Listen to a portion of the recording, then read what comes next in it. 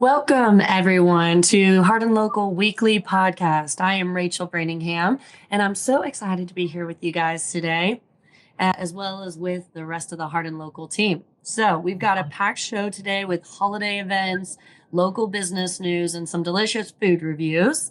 But first, let's bring up our amazing co-host. I'd like to introduce you all. So Keith Taul, we've got creator of Hardin Local. Hi, Bill. Hello. We've got Scott Lucas, our co-host extraordinaire. What's up, Rachel?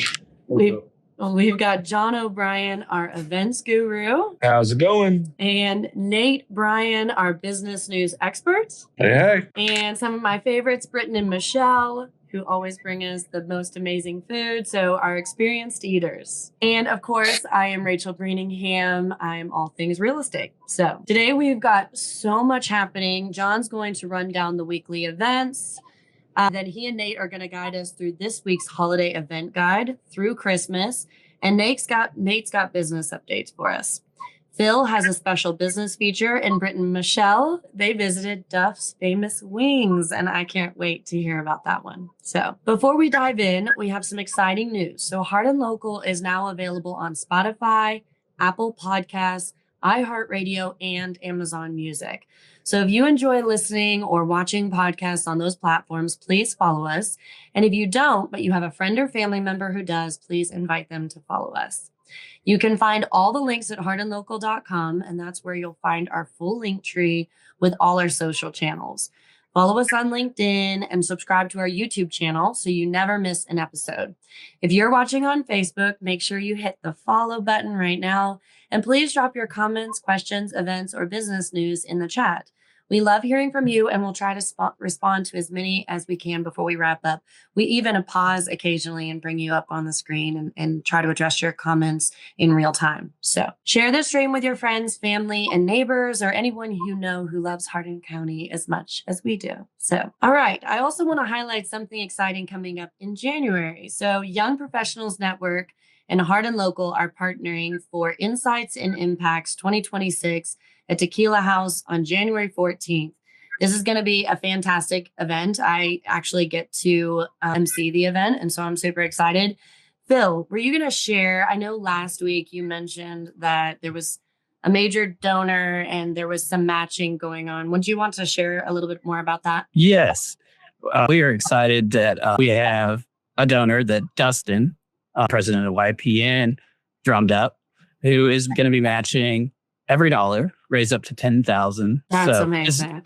It's huge for the community. So, we're going to try to raise $20,000 that night, January 14th at the Insights and Impacts 2026. And you'll be able to buy tickets, and I'll put the link on hardinlocal.com. The tickets are $25 a piece.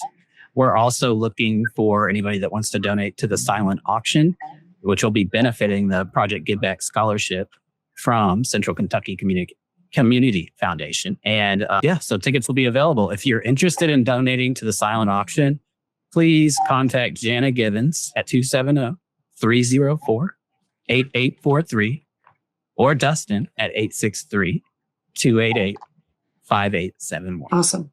Well, that's super exciting. That's a huge grant. So, hey, does anyone else have any special announcements before we jump in today? Myself and several other people, Donato's, Little Charlie's, Aaron Kenda from our favorite E-Town group.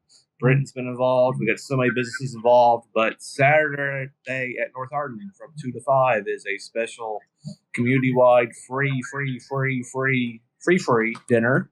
Spaghetti, pasta, sweets galore. So many small businesses have teamed up for that. We have special characters, Grinch, Santa Claus, Mrs. Claus, a gingerbread man, a minion, all for free. We'll have people taking pictures. Just show up. We're wanting to help as many people as we can. If you're just there for the pictures, that's fine. If you're just there for the lovely Italian food, that's fine too. You can find info on here. We've shared it before.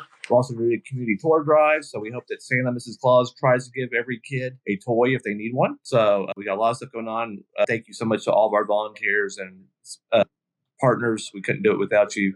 We're running this with a shoestring budget. We've been able to pull a lot of strings. It's going to be at North Hardin, so plenty of parking there, plenty of space. We have access to the kitchen, all sorts of stuff. So 2 to 5 on Saturday. Please be there. Perfect. Hey, Anybody before you else? move, I wanted to, hey, Britt, I muted you guys, but could you mute yourselves? That way you don't get stuck on mute. There's some feedback going on there. I think with you too, Scott. So whenever you're not talking, just mute. All right. Anybody else with anything they want to highlight before we head in? John, your faces are excellent. Like I have to not look at you. I'll laugh. Okay. All right. Well, I've got a fun icebreaker for everyone. So I'm expecting a little bit of controversy here. Make sure you drop your opinion in the comments. That way we can pull them up. But real tree or fake tree? Okay. So pick your side and be prepared to defend it. And since we're already arguing, what holiday food is completely overrated? I think that I've always done a fake tree, but my fake tree is it's hurting a little. So I think me and Aiden are going to go get a real tree this weekend. Oh, how fun. I go for fake. Oh, sorry. You're good. Yeah, go for it. Well, I go for fake only because growing up, we always got a real tree, but my dad would take us all out there and we'd sit in the cold for like 2 hours digging the roots out because he would always have to plant it after we had the holiday. So I go fake just because it's ease of use. Just throw that thing up. It is a lot easier and also a lower fire hazard. Those trees will go up in flames if you don't water them. Keep them all watered up real nice. Very true. And Nate, also deviled eggs is my plain deviled eggs, just like basic plain deviled eggs, trash. Okay. Yeah. I like it. I'm a fake tree guy, although we enjoyed decorating the real tree for Terrace Deals group. That was fun. Get to put a lot of theming into that. Everybody did a great job. All 21 businesses involved were fantastic. Saw some really beautiful trees. The Home Alone tree was incredible. The North Pole Express was great. As far as overrated yams, I don't get it. Don't like the taste. Good thing they only come out during like Thanksgiving and Christmas because the other 11 months of the year they're just useless. So no. I love it. I love it. Britt, Michelle, y'all are eaters. You should have an opinion on this. As far as trees go, I got 2 words for you. Christmas vacation explains all you need to know why you go with an artificial tree. And then I think the thing that food-wise that I would say Christmas-wise is overrated. I'm gonna say that I love Christmas candy, but I hate divinity. I think it is completely overrated. But I'll tell you what Michelle's favorite Christmas candy is, and she will say that under no circumstances is it overrated, and that's peanut butter fudge. Oh yeah, yes, I love peanut butter fudge. Me now, too. For me, overrated for me. I don't understand the deviled egg thing. I would not eat a deviled egg if it was the last piece of food on the planet. I'd rather starve. So everybody going nuts over deviled eggs absolutely repulses me, including you. Oh my gosh, it's just never. No, thank you. She's in the non-egg egg camp anyway, but I love it. So funny. Scott, you got an opinion before we move on? Well, I like the fake tree just because it's easy to set up, dispose of, less mess. But I love me some deviled eggs. And, Cassie makes the best peanut butter fudge. So as far as me, fruitcake. I don't really care for fruitcake or brittle. All right. Well, one thing I'll say, one of the things that I have found that is essential, 2 things that will take your deviled egg game to the next level. Number 1 is a drop of your hot sauce of choice in the egg before you put your filling in. And number 2 is Wiggles.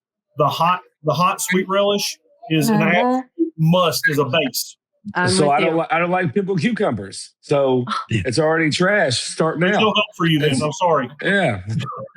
I love it. The controversy. Okay, we'll make sure, like I said, to drop your comments. We want to know what you would choose, what between real and fake, and what food item you would not need during the holidays. So quickly, we want to thank today's episode sponsor, TekTel. So TekTel is a local technology company right here in Elizabethtown that helps businesses run smoother and stay secure. They specialize in business phone systems, cybersecurity, and practical AI tools that reduce complexity and stress for growing companies. If you'd like to learn how TekTel can help your business, just comment TekTel on this video or visit hardinlocal.com for details on how to get in touch. And yes, you can also reach out to Phil directly since he's a partner at TekTel. So, yes, all right. You can. Before we moved on, I wanted everybody to check out all our Christmas sweaters, right? Because I forgot to put that in the agenda. Mine, I forgot to wear an ugly one. Oh yeah. Oh, I like John's. I got. Yeah, I like John's too. I almost got the 5-star one. 5-star has an ugly sweater they sell. I don't know. I saw that one. They didn't have my size. Well, my kids walk around all Christmas long saying Merry Christmas, you filthy animal. So I need to get them both one. Oh, yeah. It's a good one. We also have Cammy's Cookies commenting saying my 15-year-old is just shocked. You all saying deviled eggs plate overrated. My 5, you kids go crazy over there. Ama's deviled eggs. She literally gasped. That's great. I love deviled eggs, so I don't think they're overrated. I love them. I'm an addict. I could eat the whole plate. Oh, perfect, Michelle. I will eat all of yours. All right, guys. Well, let's dive into local events. So, Jon, we're in the heart of the holiday season. There's a ton going on. So why don't you fill us in a little bit on what's happening around Hardin County this week? Sure can, yeah. So today we've got a couple things going on. The Flywheel Trivia League is happening over at Flywheel Brewing, and Joe's Game Night is popping off over at Hub House. And if your whole team at Hub House wears Christmas kind of garb, they will get extra 10 points. I like yours, Nate. Oh, yeah. Digging it. So if you want to get a little extra head start on everybody, wear some Christmas stuff that your whole team has to. Tomorrow, Wednesday, we got Boombox Bingo at Social Food Hall and the karaoke night at Hub House. So you can sing a little bit, have a little fun, and a beer. Thursday, we have Bingo night at Revival Vintage Spirits, the annual Flywheel Brewing Christmas Trivia. So if you didn't have enough trivia fun tonight, come back again on Thursday. It's just some more trivia at Flywheel Brewing. Also, we'll have karaoke here at Bourbon Barrel Tavern. Quizmas is out at Cosmic Golf. So again, trivia is all around. Ladies' Night is out at Impelzeri's. Stingo at Hub House. Early in the day, there's Kids Story and Craft Hour at Bird Whistle Books. And there's also the PBIS Valley Roundup School Day at Cecilia Valley. That's a little bull riding. So if you are into that and the kids like that, it's during the school day out there. Friday, the State Theater is playing a Christmas movie. It's White Christmas. It's one of my mom's favorites. She loves that one. It was always on the AMC channel back in the day. I remember her watching that one, really liking that one. She wouldn't let me watch A Christmas Story. She said that was the worst, but it's actually one of my favorite Christmas movies. What about you all? What's your all's favorite Christmas movie? Oh, the Home Alone series every year. Die Hard. Die Hard. Ernest Saves Christmas. I saw it on Hulu again the other day. It still holds up very well. It still makes me laugh. I still remember some of the lines. But Ernest Saves Christmas is a great one. That is a great one, too. I think Home Alone 2 is probably my. Ooh, I think okay. Yeah, Home Alone 2 and Die Hard. That's great. The Ernest one is good, too. It's hard to So Die Hard is always a controversial Christmas movie. Someone, I did something on Facebook where I posted about that, and someone commented that Rambo was also a Christmas movie because they showed him walking through the police station, and there is a Christmas tree set up in it. So I don't think that Rambo bridges the gap, but I do think that, So what do you think? What do you think makes Die Hard a Christmas movie, other than it happens around Christmas time? well, they're at a Christmas party. There's a gift exchange going on. They've shut down. It's on Christmas Eve. So, and he flies in for the Christmas party on Christmas Eve to surprise his wife. And then Hans and the boys show up. So I think that is a Christmas movie because, it checks all of the boxes as far as timing, setting, and all that stuff. I give you that. I got a buddy, Steve Hackett, and he thinks his favorite, that he knows it's his favorite, Eyes Wide Shut. Because again, it's similar. It's during it's Christmas time. Christmas, like right before Christmas, a lot of Christmas decor is through that movie. That's his favorite Christmas movie, is Eyes Wide Shut. Yeah, I do have another favorite Christmas movie that this one does not get a lot of play, but Gremlins is a great Christmas movie also. That's also a great one. Yep. 100%. What about you, Scott? A good Christmas movie. Excellent. All right. So Friday, we also have Close Enough played at Bourbon Barrel Tavern. The Tipsy Elf is still going on at Social Food Hall. So if you want to get some of those fun, fancy little pretty Christmas drinks, they got that going on upstairs. It's 21 and up only in that area. So make sure that you don't bring the kiddos up there. And Saturday, big day. Got a lot going on. The Downtown Ugly Sweater Crawl. That's kind of why I wanted to have everybody wearing sweaters this today. It's like this sweater crawl is a fun time. Pretty much everybody downtown and surrounding areas, like Revival's involved, Flywheel, Hub House, Cavern Club, Impelzeri's, JR Neighbors, BBT, Hub House. Everybody's involved. So it's a fun little time. Get your picture taken at each one of the spots, posted on the social media of those places. and you'll get entered into win a prize. Also, the Santa appearance will be at the Cavern Club at JR Neighbors. So if you want to see Santa and let him know what you want, he will be there. The State Theater will be playing Elf. I didn't hear anybody say that was their favorite Christmas movie. That's a good one, too. That's a good one. It is. I really like my favorite Zooey Christmas Deschanel. comedy. Yeah. Okay, probably. yeah. I like Zooey Deschanel in that. She's amazing. She actually went on to do a couple Christmas albums with her group after that, which is really, really nice to listen to, which we'll listen to on next Monday at BBT. I also like the Grinch, the one with Jim Carrey. That was good. Definitely a good one. Sunday we have. Oh yeah. But you said that you weren't allowed to watch A Christmas Story. How does that rank in your? Is that a favorite of yours? It's one of my favorites. Yes.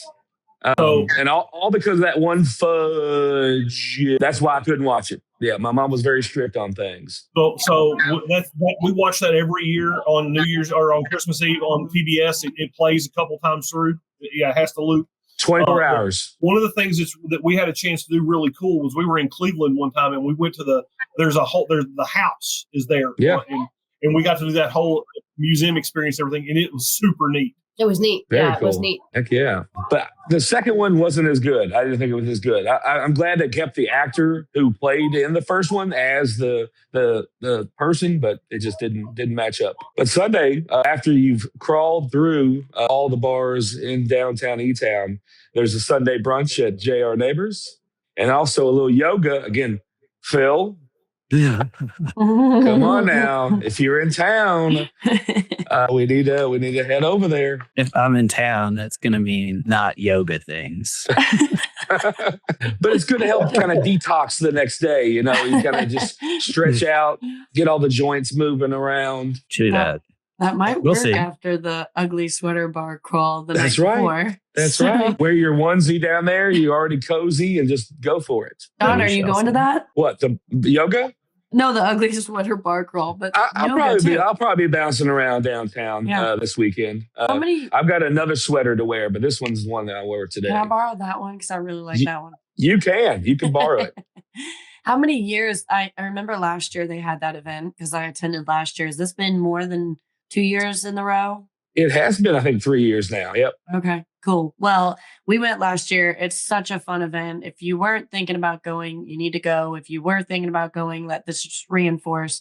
But all of those events sound super cool. I love the holiday season. So, all right. Anything else to add or are we moving on? I think we're moving on. We got some All business news at some point, I think, right? Well, I think we're going to slip in a quick housing market. So this is That's something great. Yeah. fun that I'm going to be adding to the Hardin Local podcast. So bringing you guys just a little bit of information on what's happening in Hardin County and the real estate industry. So that way our viewers can be a little bit more informed. So just so you know, the information I'm going to provide is basically the 9th through the 16th, and it's all from the Hardin Kentucky Association of Realtors MLS. So it's time for a little bit of Hardin County housing market update. I'm just going to give you a snapshot of some of the metrics that you want to be looking at. So this past week in Hardin County, we saw 51 new listings come to the market. 30 homes went under contract and 40 homes actually closed. Okay. Overall, the market is leaning more buyer focused, especially for homes that are priced above the market. Homes that are priced right, they're still getting plenty of attention. We're still seeing that momentum. The average home is selling in about 95 days right now. Guys, pay attention. I'm going to quiz you all on these facts, okay, in just a second. So average days on market is 95 days. Homes priced correctly are moving much faster than that, anywhere between 50 and 65 days, while homes priced above that market are sitting longer and often requiring major price adjustments. And so this will give you some understanding. Right now, homes are selling at about 80% of list price on average. So if you are looking to sell and there's a number that your realtor is recommending, going above that means you're probably looking at longer days on market. And in essence, you're going to end up at that 80% anyway. So you want to be very intentional about pricing and presentation from day one. Of course, keep in mind, this is countywide data. I just ran this on the Hardin County area. Individual neighborhoods and price ranges may differ. Okay. So, and a couple little things. We're sitting at about 9 months of inventory, which basically tells us that we're in a buyer's market.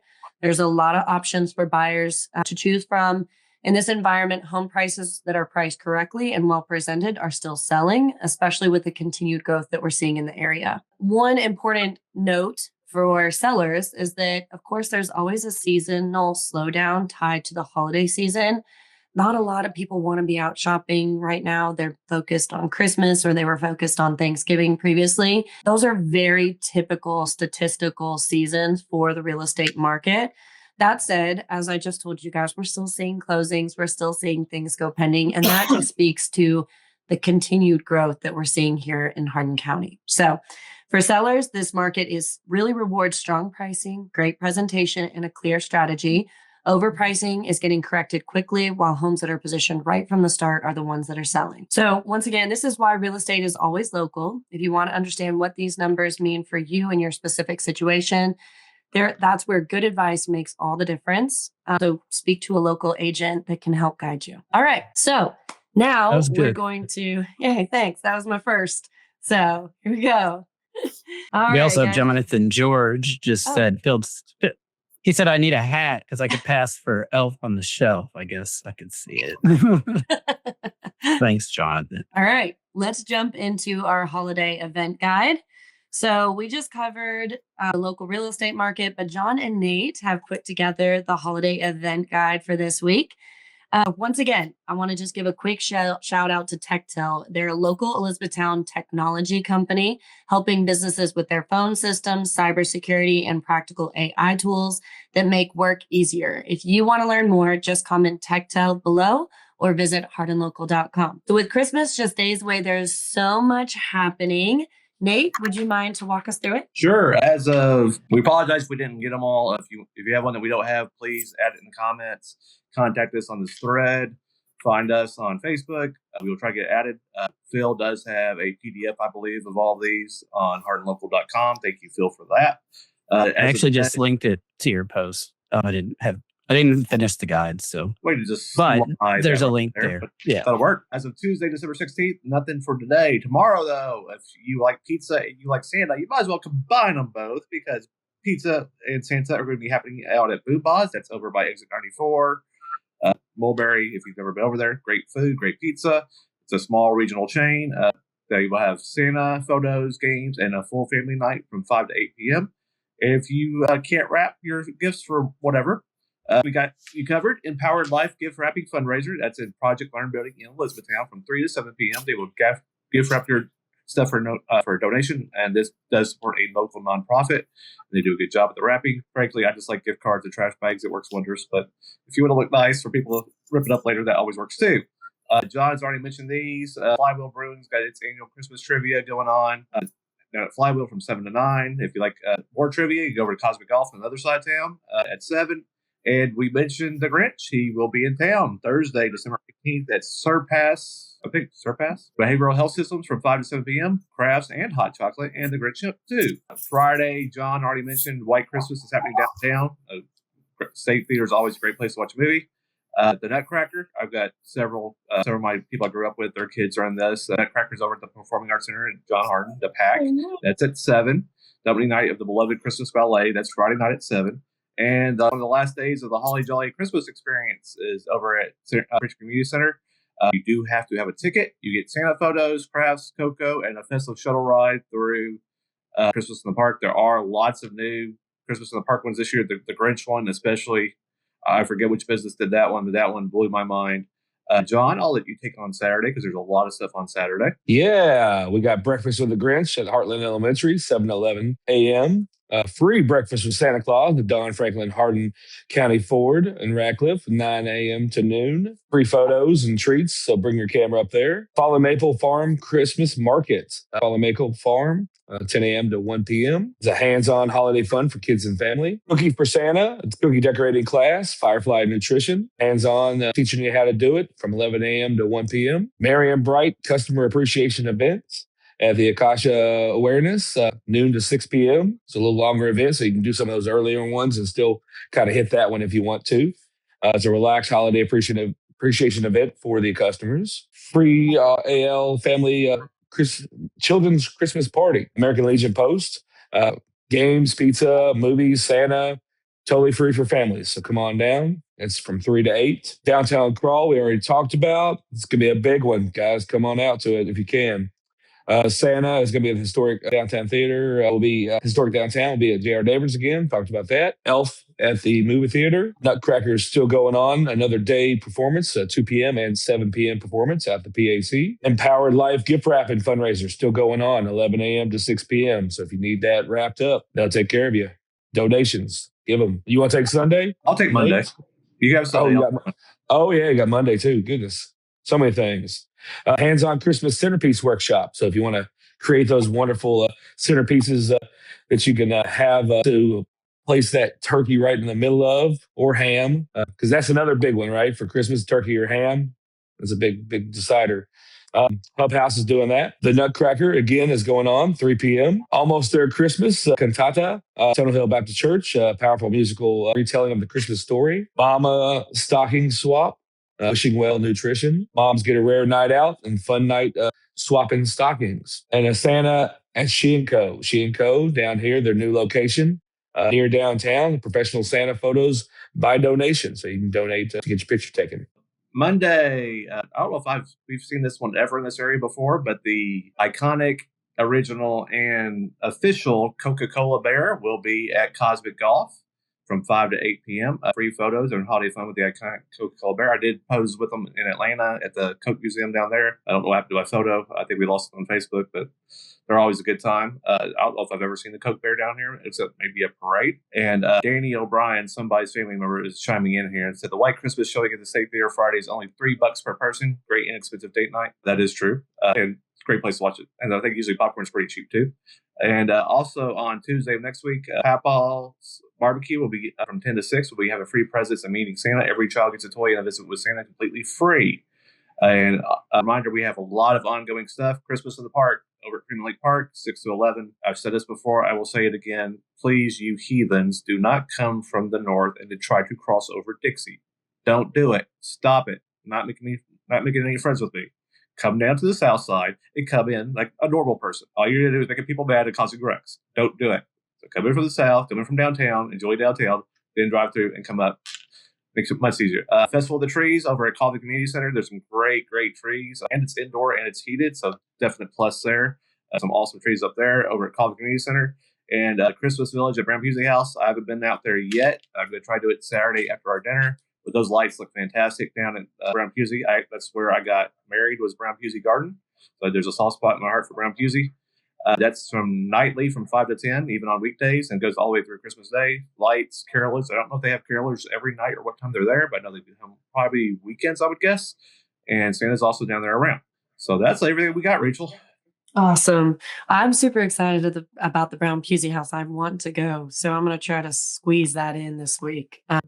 But I was cracking up over the traffic thing for Christmas in the Park because I'm one of those that like hugs butt so no one can squeeze in. Like I'm like, no. So funny. But I mean, what a packed couple days. I mean, we've got a lot going on. I mean, you could literally go from event to event to event, and that's all you. But I love to live in a community that has so many activities. And I think one of the things I hear from people is that there's not a lot going on. So I love that we can bring a spotlight to the amount of events and amount of opportunities that are happening. So thank you both for that. If you're watching and you know of an event that we missed, make sure to drop it in the comments because we want to make sure that it has its platform and it has its moment. We want to make sure everyone knows about what's happening in our community. So don't forget to check our link tree at hardinlocal.com to find related links to the podcast each week. So, all right, are we getting into business news, guys? Anything we missed on local events? Any comments, Phil? Yeah, I just wanted to make it clear. That's why we went through all the events up to Christmas because we're taking next week off. If we do have a podcast next week, it'll be very trimmed down, but we're not planning on doing another one until the first week in January. I didn't even know I would have been here with you guys. Jeez. I would have been here too. I would have been like hanging out, like what's going on? John and I would have been like, are you on? Well, maybe we'll do something ad lib. I just didn't want anybody to feel like we had to do something the last 2 weeks of the year. But we'll talk about it later, I guess. All right. Well, let's jump into business news with Nate Bryan. I'm excited. I think we've got a lot to share that's important this week. So, Nate, you've got a business update for this week. But first, I want to remind everyone about a special opportunity. So we talked about this last week. We're still accepting free 90-second business update videos from local businesses, but only until the end of the year. After January 1st, this opportunity will no longer be free. So all you guys run out there and quickly get us your videos, right? At that point, we're going to make some changes. So Phil? That's right. If you're a local business, this is your chance to get featured on Hardin Local at no cost. Just record a 90-second video telling us what's new with your business, a new product, a milestone, an event, whatever you want our community to know. Pass it along to us and go to hardinlocal.com and find the business update section. There's 2 links there, one to sign up. And there's been several of you guys sign up, but I haven't got the videos uploaded. There's also a guide with a link to where you can upload that video. And so just so you guys can understand, having the ability to give us that information on what is changing or how your business is being impacted in one way or the other, it puts it on a massive platform. So the fact that Phil is creating this opportunity, I promise you're going to want to take advantage of that. Get your videos in quickly. All right. So now, Nate, I heard that since no one submitted a business update video this week, you're featuring a business close to your heart. Yeah, well, if it's not TekTel, because TekTel helps put on the show. I think it was actually I messed that up. It's actually me that's going to be sharing this quick 90-second business update. And then, but y'all are next to each other. It's the same difference. We're good. But before we do that, we have a surprise guest that we're going to skip over to real quick. Cool. And then we'll pick back up after. So let's add in. Give me 1 second to get it done. We lost Scott. Scott's still there with audio. But hello, Judge Taul. We wanted to pause our regular rundown for a moment and welcome Hardin County Judge Executive Keith Taul. Over the past several days, there's been a lot of uncertainty surrounding BlueOval SK, forward in the future of the Glendale facility. Today, Judge Taul released an official statement outlining what's confirmed, what's still developing, and how the county is supporting impacted workers. Judge Taul, we appreciate you joining us and taking time to speak directly to the community. We know you had a busy schedule today. Well, thank you. Yeah, it's good to see all of you. Even my son. Wow. Awesome. Looking good today. Yeah. But yeah, it's good to be on here and happy to maybe hopefully clear up some of the rumors. And I think there's quite a few. I'm not big on getting on Facebook, but others are telling me that there's lots of misunderstandings and stuff. So maybe I can clear a few of those up. Yes. So Judge, before we get into the details, what's the most important thing you want impacted workers and their families in Hardin County to hear right now? Well, I think the biggest thing on my mind, and I think all of ours, is the 1,600 or so employees at BlueOval that are being impacted majorly in their lives. Each and every person, when you say 1,600, you lump a bunch of people together. Sometimes you don't think of who that is, but that's our neighbors, our friends, our brothers, sisters, children, moms, dads. These are folks that joined up with BlueOval thinking that that was a secure place to work, a good place to work, and that they could be there for years and years and decades even. So this is news that, of course, is terrible and for them, and I'm very sorry that it has happened to them, and I don't really know how they feel right now, but I'm sure it's a pretty rough time. So I'm thinking about them. I'm thinking of how this is going to proceed.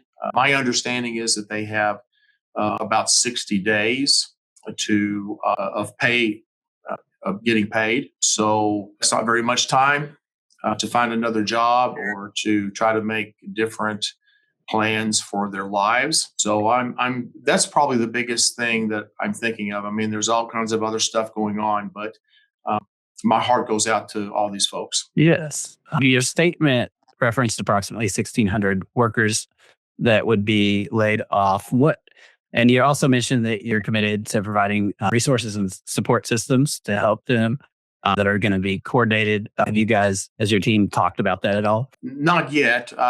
My understanding from both Ford and from Jeff Knoll, who's the Secretary of Economic Development office, that they are starting to work in, to figure out how to provide all of the resources available from the state, how to do that.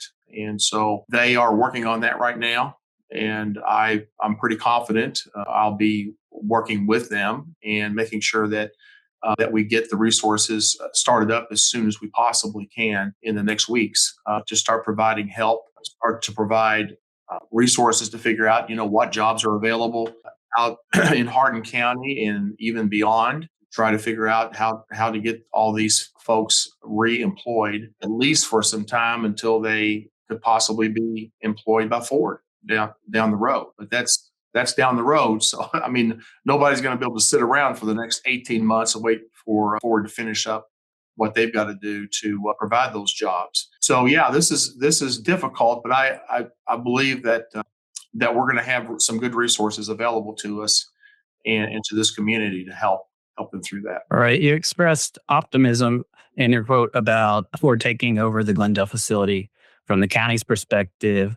Why is that significant compared to other possible outcomes? Well, I mean, the worst outcome to compare it to is that Ford could have just mothballed the facilities and just take the hit. They had that option, and when I spoke to a Ford representative, they indicated that was something that was considered. But I believe that Ford, with all the investments and the long history in Kentucky, probably didn't dwell on that one too long, and they came up with this other alternative, which is much, much better than that, of course, to refurbish, to retool the plant that they're using right now, remove all of the equipment out of there, and then replace it with new equipment that will produce a different product and invest another $2 billion. That's nothing to sneeze at, right? I mean, that's a heck of a lot of money in anybody's book. And so I believe the future will be brighter. It's a product that is apparently needed.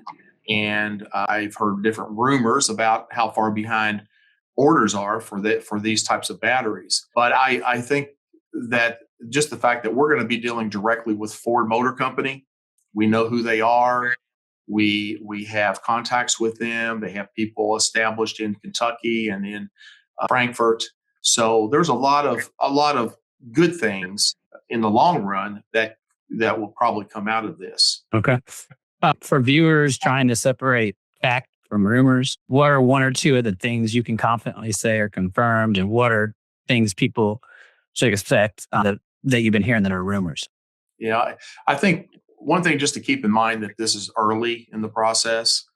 So, one of the things that I have heard that I'm already getting some phone calls, emails about is that there will be a data center in one of the buildings. And even though I can't promise that will or won't happen, the indications right now is that is not fact. It is a little confusing in that this new product that Ford will be producing in a Kentucky One building it is a battery, a large battery that will be utilized to in ways that could be used by data centers. If you think about what those batteries will do, apparently, and I haven't studied this because I just started really looking at these batteries yesterday to try to research a little bit about them. But companies or utilities can purchase these batteries, and there's a difference whenever you're purchasing a lot of power and electricity.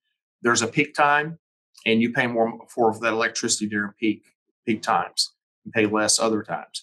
So if you have these batteries around, you could purchase the electricity at a lower cost and store it and then utilize it during the peak time and save money. That's my understanding of this product. And so data centers obviously are massive users of energy, right, of electricity. So I can imagine that they could save quite a bit of money by storing some of the electricity into some batteries and utilizing it in that way. So some people maybe saw data center and didn't realize that the product is being produced that data centers can utilize. It wasn't saying the news release from Ford did not say that they were going to have a data center in Glendale. Now, I can't say that they won't ever. I don't know what the future holds for that other plant that's sitting there. I'm sure there are many, many, many options from what Ford said.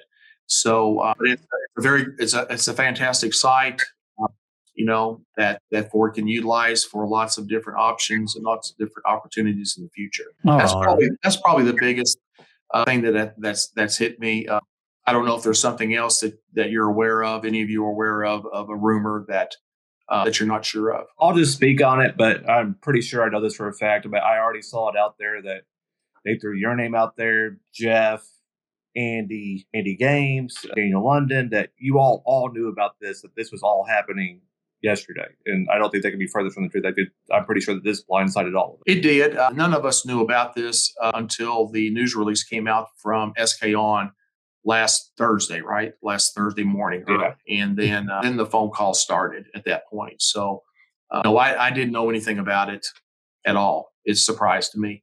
I mean, I, like most people, were wondering how Bosch was going to maneuver with all the changes that have occurred with the EVs. I didn't know how they were going to continue to produce, batteries for a product that's not selling very well. So I thought there'd have to be some kind of pivot, some kind of change, but I had no idea that it was going to come in this way or this manner. So then I can second that. We, Judge Taul, who is my dad, we went to see and visit my sister this weekend, and we were talking about it. And yeah, there was nothing out there before the 11th of this month. All right. So as more information becomes available, what's the best way for residents to stay informed and avoid misinformation? That's a good question.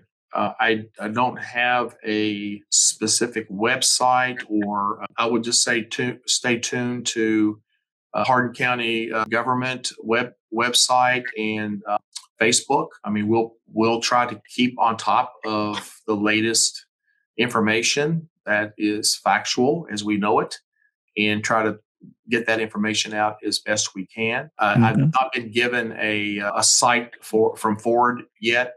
I would assume that there will be building something and have a phone number or someplace for people to contact in the near future. But I haven't received that information yet. All right. Well, Judge Taul, thank you for taking the time to speak directly with our community today. We appreciate the transparency and leadership during what's clearly a challenging transition. Before we let you go, I wanted to make sure that nobody else had any questions I want to ask you. Don't put me on the spot. Don't do it. Wow. I'm sure it's a tough time to be in leadership. So we want to say thank you for all you guys are doing on the front lines to protect our community and the people that work here and make sure that they have the resources. So thank you. I'm sure it's a challenge. It's not a fun time to be in leadership. So no, it's not. But it's you know what, we're going to get through it. People in our county, as all of you know, put a way together to make it through this. And those folks that are losing their jobs in our prayers, and reach out to them, those that you know, and help through this difficult time. All right. Well, we thank you for joining.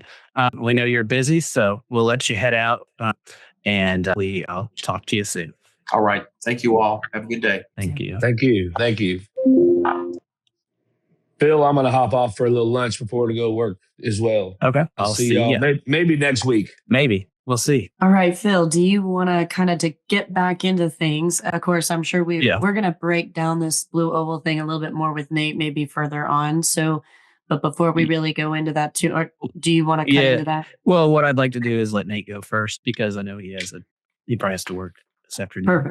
Perfect. So Nate, we'll skip ahead to your section. Well, I do appreciate Judge Taul coming on. That made it a little bit easier for me to not have to really talk about BlueOval too much. We know it's a hard situation. It's a trying time for all of us, some more than others. We will try to keep you abreast of anything that happens. I was in Florida yesterday at a restaurant when I found out, so that hit hard. Something I did learn while I was down in Florida too is E-Town will be a Staybridge Suites hotel. It's going to be located right across from Crown Point Theater on Dolphin Drive. The official address will be 2916 Dolphin Drive. That makes it the 5th hotel that has either under construction on currently under construction or on the way for Elizabethtown.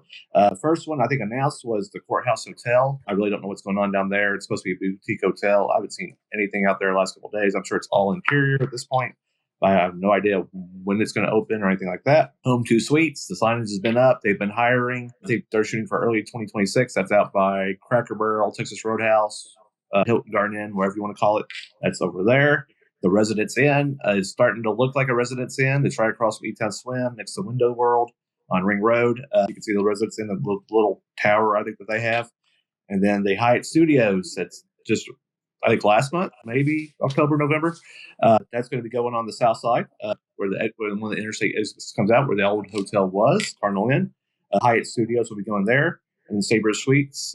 Rachel as a mom and Phil as a father. You go on trips. The E-Town hotels seemed like they weren't originally built for the suites, for the kitchenettes, for the living rooms. You were lucky if you got a double queen, if you didn't get a double.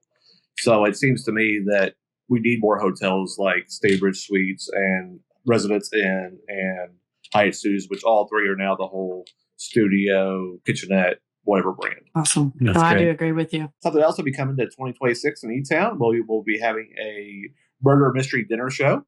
The House on Helm downtown. I guess we call it downtown. The House on Helm has signed on to be a community partner for the Mulberry Players. The House on Helm is coming on as an artistic benefactor and will be the location of our first murder mystery dinner theater experience called Death on the Downs. The House on Helm is Central Kentucky's preeminent elevated venue for gathering to celebrate life's joys and milestones. Situated uniquely in the historic downtown Elizabethtown residential neighborhood, is nestled away from the bustle of the town square, but within blocks of expanding revitalization taking place in this richly distinctive city in the heart of the Bluegrass State.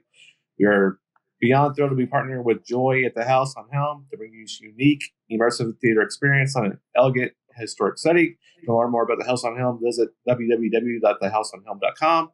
And if you want to be a community partner or interested in Mulberry Players, you can email them at mulberryplayers@gmail.com. So I wish Jon was on for this one because this is a little bit out of my realm.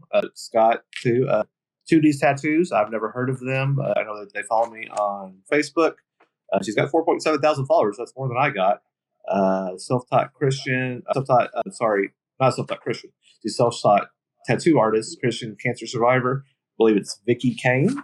You can look it up at 2D's Tattoos LLC. They posted they are moving from Rineyville to Glendale. So Glendale will be a tattoo shop. Phone number is 833-602-4732. Email is vlr14@hotmail.com. You can find them at 2D's Tattoos LLC on Facebook. She does amazing work.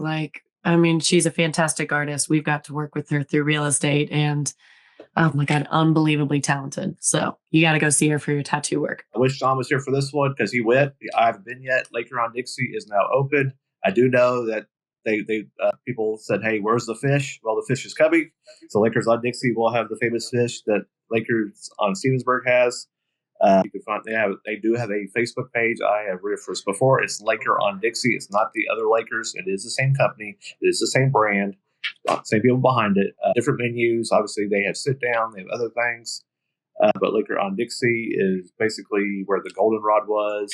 Basically near the state, across from the state, in that area. I haven't been out there yet. Maybe I'll get out there Saturday. I have a lot of stuff going on. So maybe Saturday or Sunday I'll get out there. And then finally, the Dole Men's Club registered trademark. It's got one of those R's and a circle around it. I didn't know this. They have 2 million members. That's a lot. That kind of makes me small potatoes compared to them. But they featured the old the Cannonball downtown E-Town. So we got some viral out of that. It says, on the old downtown square in Elizabethtown, KY, there is a cannonball from the Civil War in 1862 stuck in the side of one of the buildings. Anytime they repaint the building, they paint it black again so you can see it. Wonder how thick all the coats of paint are. That would be a good question. I don't do paint. I don't know. But I thought it was kind of cool that the post about E-Town kind of went viral after that. So it's neat whenever people point out things that are in our city. I mean, we've known about the Cannonball for a while, the giant black arrow that links to it.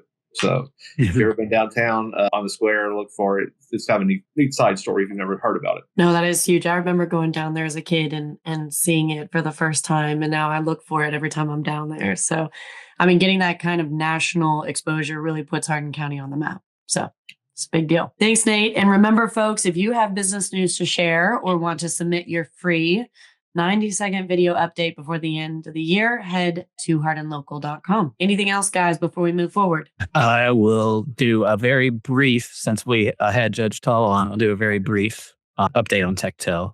Since we didn't have anybody submit a 90-second video, I'm going to do my own. TekTel provides three things: cybersecurity protection, cloud voice, which is a business phone system, and AI integrations that are about to get even bigger. From the cybersecurity perspective, what we do is if your company isn't protected from cybersecurity, we help get you to where you are protected, and we also help you determine what type of cybersecurity insurance you might need. We don't sell that insurance, but we know people that do. And we have local companies here in E-Town that do that, so that if something does happen, you are protected. And then with our cloud voice and business phone system, we have a phone system that you can stick a desk on your phone that also has an app for your phone and for your laptop, so you can talk and communicate or text from anywhere in the world as long as you have internet. And thirdly, with the AI integration, we're starting to add that into our phone systems, which allows you to be able to do very cheap call transcription and sentiment tracking on the phone calls. And you can also, starting next year, you'll be able to have virtual AI receptionists and personal assistants that are tied into your phone system that can answer the phone for you and route the calls and set appointments and do that sort of thing. So if you're interested in anything like this, give me a call or text me at 270-505-1002. And you can find my contact information on hardinlocal.com under the links for this week. Hey, Phil, quick question. For TekTel, who is the ideal client avatar? So as far as you get the right type of business or customer contacting? Yeah, anybody, pretty much any size, but our typical customer in Hardin County has, 5 employees or more. But we also work with the smaller companies as well. So anybody local we'll work with. We don't do that outside of this area, but we definitely do it here in this area. So yeah, that is what we're looking for. And if you're concerned about any of those things, especially cybersecurity, make sure to reach out, because with AI and the AI tools that scammers are using now, it's becoming even a worse and more dangerous thing. And I think I read a stat the other day that said on the average, a business that has a cyber security incident, it can cost them up to $250,000 per incident, depending on the size of your company. But after that's initially, because the ongoing Houchins Group, I have my cyber security insurance through Houchins. Yeah, that's who we would usually point our customers to reach out to them, because they do a great job with that. They do. But Rachel, we're ready to move on to Experienced Eater. Okay. All right, everyone. It's time for one of my favorite parts of the shows. We get to talk about food. I mean, who doesn't like doing that, right? So the Experienced Eater segment with Britton and Michelle. I heard you guys visited Duff's famous wings this week. I have yet to go, so I'm super excited to hear all about it.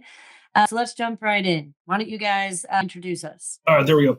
So we made it out to Duff's. It's been a little bit ago, but it was a great experience. You hear a lot of mystique. We did a little online research. I had seen a couple of videos for some other folks that had been there. And so we went out and occasionally we find ourselves with no children and no entanglements. So we just kind of, we're out doing stuff. So we just kind of slid off and get to have lunch occasionally. And that's what we did on this day. I think it was a Tuesday or a Wednesday we were up there, and, was very impressed with with the operation, very efficient. We got there before the lunch rush, but we got to watch the lunch rush come in. And that was pretty exciting to see. And that video on our TikTok channel is actually almost at 16,000 views. So it's one of our higher viewed videos. So I don't know why, but Duff's Wings at that point in time in Elizabethtown got excited. I think lots of people are curious, so it had a lot of views. All right. Are you guys ready to start the video? Yeah, let's hit it. All right, let's go. Well, hey guys, Experienced Eater here. We're out and about, so guess what that's going to mean? Ooh, lunch. So we're going to go get some lunch, and we're going to hit Duff's Famous Wings here in Elizabethtown, Kentucky today. Give them a shot and see what they have for us. All right, guys. So we're starting out with the fried pickles, and then I have 10 bone-in wings coming, and we got the barbecue, which is a barbecue toss, and then put on a grill. And I got the hot honey glaze, and then Mama got the 10 boneless wings and she got hers with the sweet Cajun glaze, and then she went with the medium as hot. So we'll see how this turns out. They got a pretty varied menu here. All right, here are the fried pickles. Let's see. Hey, I wanted to ask you guys. So you went with bone-in and boneless. Michelle, why did you choose boneless? Well, when we're eating someplace like this for the very first time, we try to get as large a variety of things as we can. So by doing that, that was going to allow us to try both. Depending on where I'm eating, sometimes I like bone-in, but I always like getting the boneless too. I mean, I like both of them, but it lets us, get a variety, give as much opportunity to variety. Well, and one other thing too is that it's always interesting is Duff's bone-in wings are not breaded; they're fried naked, and that's and that's something. And she prefers breaded wings, as I usually do also. And so that was just a little bit of a variant. So we went ahead. That's why we get one to see what their breading and coating was like versus the actual wing. I'm curious, Britton, what about the char barbecue or charbecue? Is that barbecue that's been grilled? Right. And so it's a barbecue sauce, and then they throw it on a grill. A lot of places you'll see that called a Daytona style wing. Back in the old Hooters day, that was something you could get. They would cook them on the grill and on the flat grill. And then they glaze them, and then they would finish them off on a char broiler to put a char on there. It was a very similar, little extra flavor, mm-hmm. Very similar execution. All right, let's check out these fried pickles. Let's see how they are, but they're hot. I'm gonna taste the sauce by itself. Whew. That sauce is pretty tasty. It's pretty potent. The pickles are temperature. Is it hot. horseradish? No. Oh, that's really good. I like the sauce. Good crisp on the pickles too. That's a rarity. All right. Okay, hold up. Because fried pickles are such a litmus test for a restaurant. If they can get those right, they usually get everything else right. So were they right? They were pretty darn good. Yeah, and I'm a fried pickle junkie. Me too. But I like the chips. I don't like the spears. I like chips. Yes. And for me, they are so important. The amount of crisp. You don't want them soggy. You want them cooked right. It can't be greasy. There's like all these things. So I totally agree. Great litmus test on how fried things are gonna be.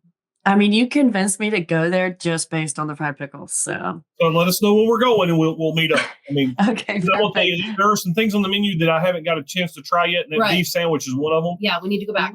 Okay, Phil, Scott, do you guys like fried pickles? I'm a big fried pickle fan, or as John would say, what is it? Fried pickled cucumber fan. I'll eat anything at least once. So I like eating. I don't like eating too much, but yeah, I'll try anything at least once. Wait, you've never had a fried pickle? I have. Oh, okay, good. I'm like on Phil. I don't like them too much, but yeah, I know it's how it's made and all that stuff. Got it. I'll try it. Okay. All right, perfect. Well, let's move on to the bone-in wing taste. Here's Mama's boneless wings. She's got some. The medium is hot. And then she got the sweet Cajun, and then I have the charbecue and the hot honey. All right, we're going into the hot honey, thrown on the grill, glazed up here a little bit. So let's see, meaty wing, got a good little kick, not bad. All right, so this is the other popular flavor. This is charbecue. I didn't get an actual hot buffalo because Mama's got her, so I'll share some. I'm sure that there's no way she can eat all she's got, so I can snake a couple. So here's how this barbecue is. So imagine like a glazed barbecue sauce on a grill. You got a good char to it, good crunch, good wing. I usually prefer breaded wings. These are constitute naked, so not bad. Okay, so you mentioned like you mentioned earlier, they aren't breaded. Is that unusual?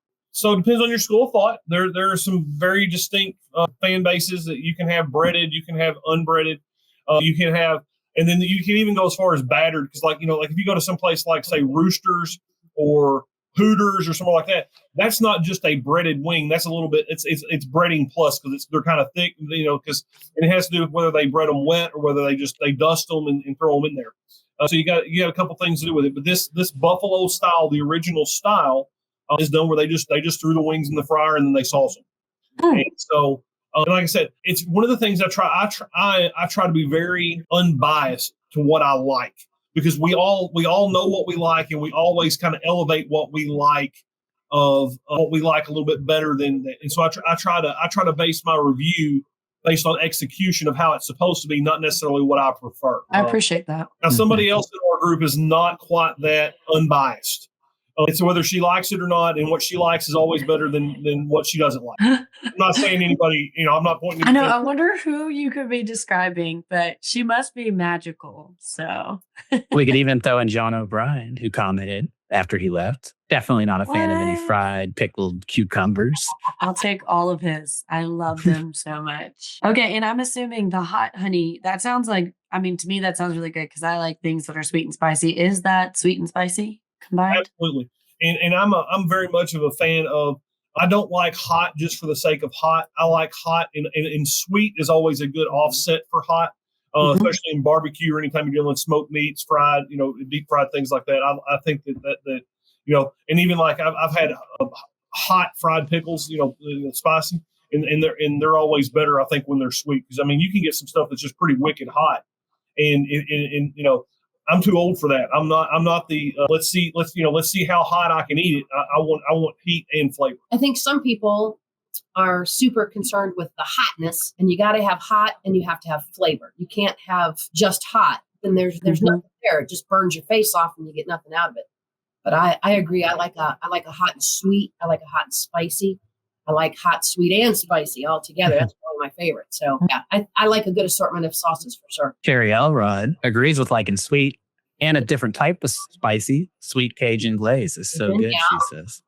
And I think I've had those when I went to Duff's, and I just love the way they make their bone-in wings there. All right, we're moving forward. Yeah, let's look at these boneless wings. Let's do it. All right, we'll be trying out there first, Mom. Well, I want you to look at the size of my boneless wings. They're pretty good sized chunks.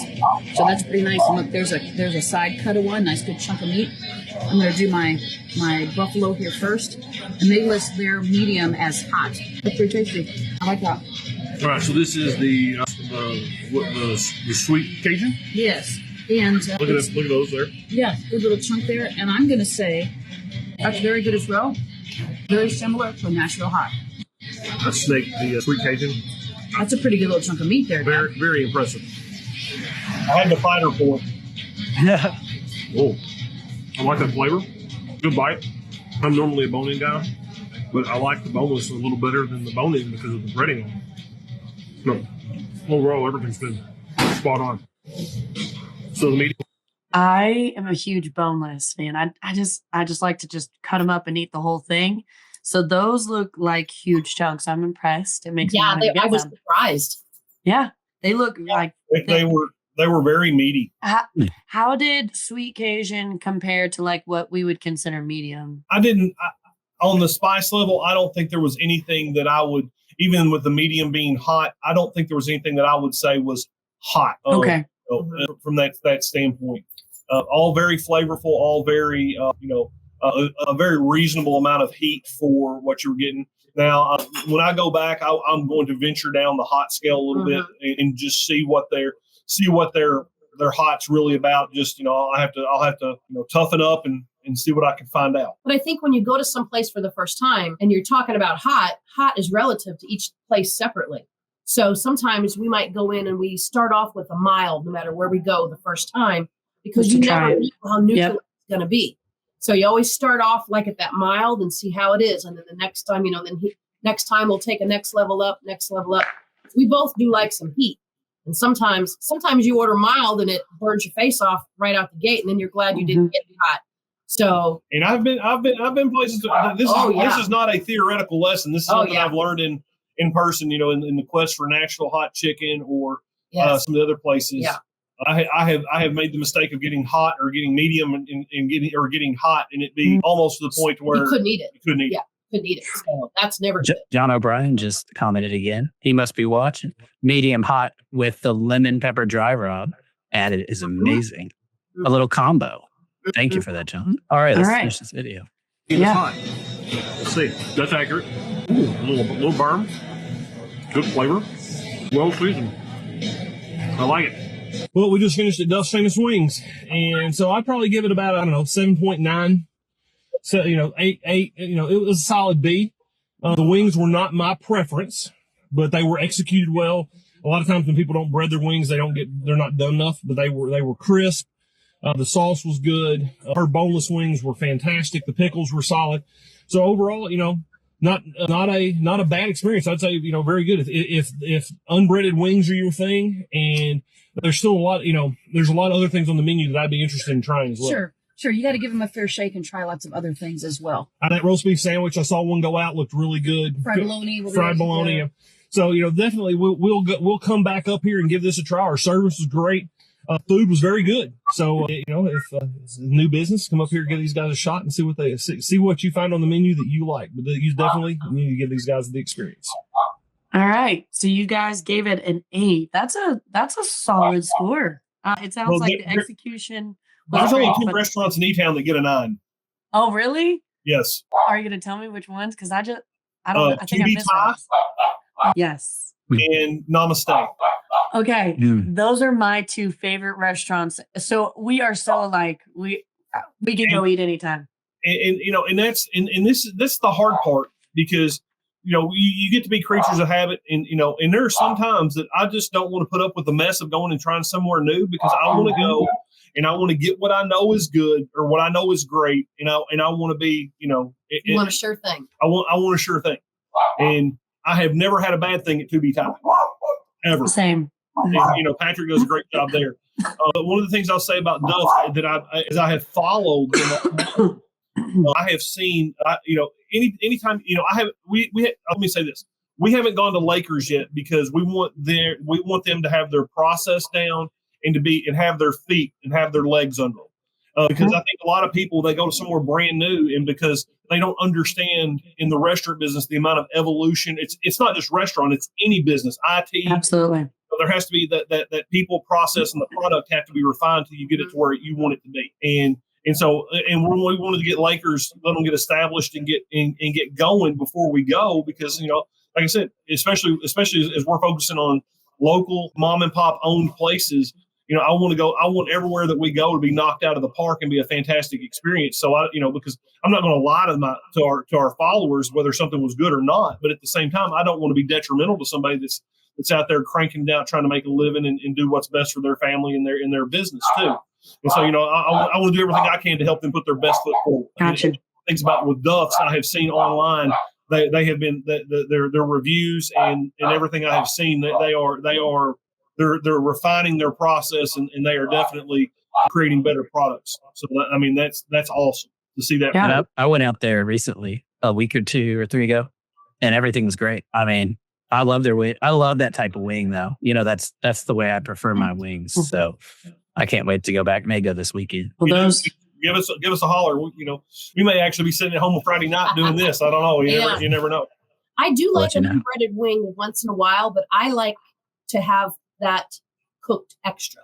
I don't like it to have any soft. It's got to be really crunchy for me. So, like, if I were to go back and order them there or anywhere else, I always ask for them to be extra crispy, and they give them a little extra time in the fryer. That makes it good for me too. Now, I think overall, if people don't know what the aesthetic is inside Duff's, it's sports bar. And they actually had a really cool bar area and tons of TVs. And it definitely is definitely more man-oriented for sure. It's very sports, very manly, but it was good looking. I was impressed. Well, I am super excited to go. Phil, it sounds like you've already been. Scott, have you been into Duff's yet? I think he's got it already. Uh-oh. No, I've not been yet. That is on the to-do list. So that'll be a good date night. Hey, Phil, I was reading Kevin Parrott's comment about Indian and hot, and I will say that is right. Yes. Yes. Kevin Parrott commented saying American taste buds don't know what hot is. Eat some Indian food at Namaste and say you want it. Desi? Is that how you say it? I don't know how you say that word. Hot, which is their native spice level. Most Indian children get the spice around age 5 and are much more used to it. India is my favorite, and Kevin would know. He's well-traveled. He also said that he hasn't been to Duff, but after this, he's going to go. And we also had Jon O'Brien, throw another sauce combo out there, saying they also have Nashville Hot Dry and Nashville Hot Chicken Glaze. And Danny O'Brien responded, John is talking about corn dog seasoning. Oh, we all ought to get together and go to lunch up there one day. Are you muted? We ought to film you guys reviewing, and we'll do a group review. Let's do that. Rachel, are we able to hear you? You may have muted yourself. So I'm supposed to be money for me. she's having a little issue there. I'll take over on the closing while you try to work that out. She may come back and join us in a second. But before we wrap up, let's make sure we didn't miss anything, which scroll through these comments one last time. Phil, we could have a Hardin local foodie meetup and just, and do something with with everybody on the podcast and kind of open it up for anybody, to come out and meet us, and we pick somewhere to go and have a little social event out of it. That might be fun. Yeah, that'd be great. I'll take it with. Are you back, Rachel? Can you hear me now? We can. Yay, good. Good job.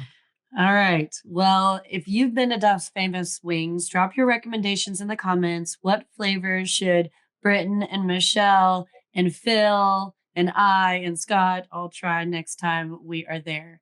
And if you have a restaurant or food spot you think Britton and Michelle should review, please let us know in the comments. They're always looking for that next spot that we need to try. So, all right, before wrapping up, let's make sure we didn't miss anything from the comments. Phil, did you have anything that we need to pull up? And I think I've covered them all. Kevin Parrott just responded saying, sounds fun. I think he was talking about Britton's idea of us hosting an event one night at a restaurant and recording it and inviting anybody else that wants to come and be on the video, which I think is a great idea. Yeah. And then I think I covered everything else. I don't see any that I missed. So yeah, we're good.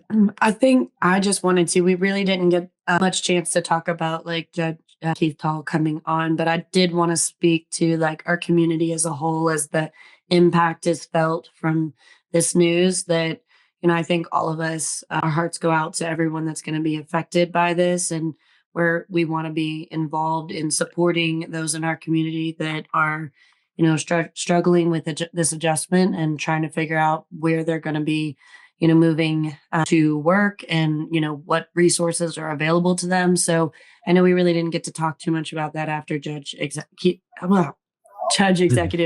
Keith Taul spoke, but I do just want to comment on that. I think all of us have heavy hearts in light of this news and how this impacts Hardin County as a whole. So. Well, Rachel, one thing is when we see things like this happen on the news, we go, oh, that's sad. And then we just kind of roll on from it. Because, it's, in corporate America, downsizing this time of year, that's all very common. They want to do that, and it's different when it's in your own yard, when it's in your own front yard, backyard, however you want to look at it. Because, you look at 1,600 jobs. Yes, that's huge. But then, you got to think about, like in real estate, how much construction has been going on for what they thought was going to happen for the more jobs to come, and more people.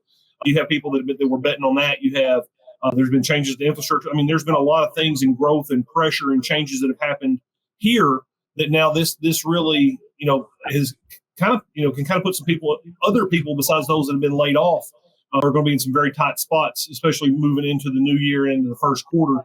As all these things start to shake out with the uncertainty, because I know people that are they're building subdivisions, they're building apartments, they've been they're in that process, and and now there may not be the people coming that they were told were coming.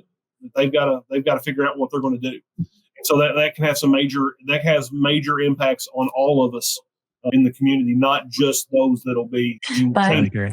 But our community is really resilient, and I think we've got a lot to be excited about regardless of what happens with this. So, I want to keep our focus on the future and where we're going to be going, and hope to see Ford, make something of this building and bring something special still to our area. So anything else from you guys that you'd like to share about before we close out? I think that we will do something next week now that you and Jon provided feedback. It's going to look different, and I may reach out to some business owners to ask them to participate as well. If you're a business owner, or you manage a business or decision maker of a business, and you'd like to participate next week, you can find my contact information on hardinlocal.com. Perfect. All right. Well, let's go ahead. So just once again, I want to talk to you guys about how to stay connected with Hardin Local. So go to hardinlocal.com for all of our links and resources. Once again, we're on Spotify, Apple Podcasts, Amazon Music, and iHeartRadio. So go follow us on your favorite platform. Of course, we're on LinkedIn. Make sure to subscribe to us on YouTube, and easy follow us on Facebook. And remember that we want to feature your business. So I would highly recommend you take advantage of this. Send us that 90-second video. I personally plan to get one to Phil on the updates on what we're doing in my world. So make sure you jump on that opportunity. Phil, Scott, Jon, Nate, Britton, and Michelle, thank you all for being here with us today. This has been another fantastic show. And to everyone watching, thank you for being part of the Hardin Local community. We'll see you next Tuesday, because Phil just discussed that we will have one next week. Same time, same place. And until then, make sure to support local, stay connected, and enjoy all the amazing things happening right here in Hardin County. Merry Christmas, guys. Happy holidays, and have a wonderful week, everyone. Merry Christmas, everyone. Peace out. Bye, guys.